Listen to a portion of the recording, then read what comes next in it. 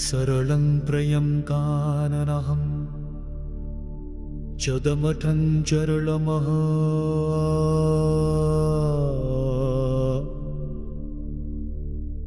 यगलं करुणतं करनमन्दोर्यं करनमूत्रम्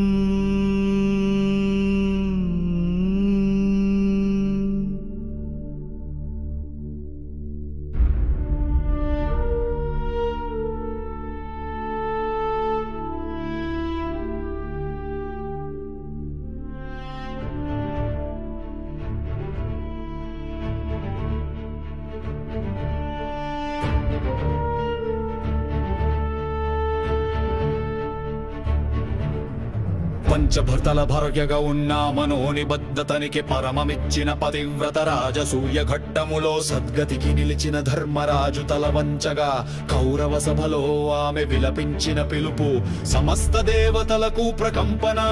ద్రౌపదీ ఓ స్త్రీ కాదు ధర్మమనే అగ్నికి వహ్నికుండ.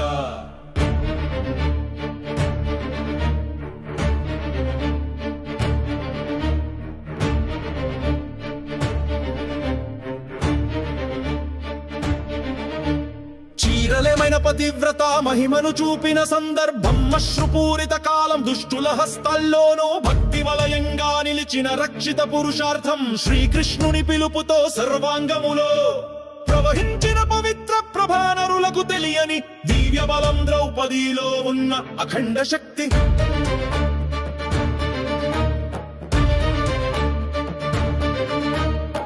వంచిన పాండవులను మళ్లీ పోరాటానికి నడిపించిన పదం ఆమె. వానవాసపు కాలంలో ధైర్యానికి అర్థంగా నిలిచిన మహాబలాది సమయానికంటే ముందే శ్రీకృష్ణుని భక్తిని పొందిన మణిదీపం. వీరమాత్రంగా కాదు భక్తిగా నిలిచిన పాండవుల ప్రేరణ.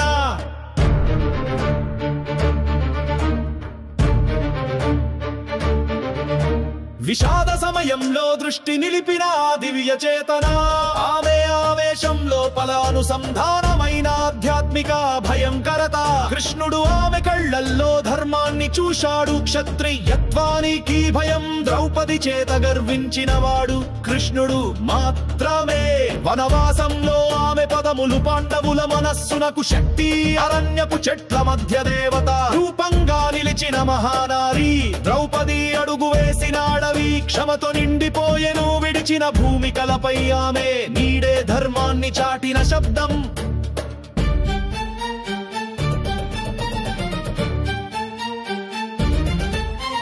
చిన్నదైన ముక్తిని ఆశించని స్త్రీ, సమస్త ప్రజలకు శాంతిని కోరిన తపస్విని. ఆమె కోపం జగద్గురువు చేత ధర్మ విద్వంసులపై వరం. భీష్ముని శయనంలో ఆమె వాక్యాలు కనికరం కలిగించెను, పగా కాదు ప్రమేయానికి. ప్రశాంతమైన తీర్పు ఆమెదే.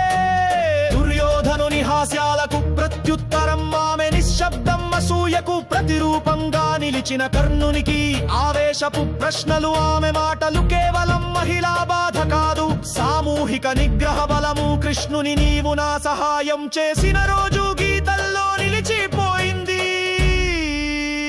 గర్వితులకు రక్తమత్రమే గుణపాఠం కాదు, భావపూరిత ధర్మమే శిక్ష. ద్రౌపది ఒక్క స్త్రీ కాదు, ఆమె వాయువుల నిండిన దేవతా స్వరూపం. రాక్షసులకు ఆమె పేరు భయం, భక్తులకు ఆమె తేజస్సు. కృష్ణుడి కరుణ వల్ల వెలసిన ఆ మహాత్మ్యం.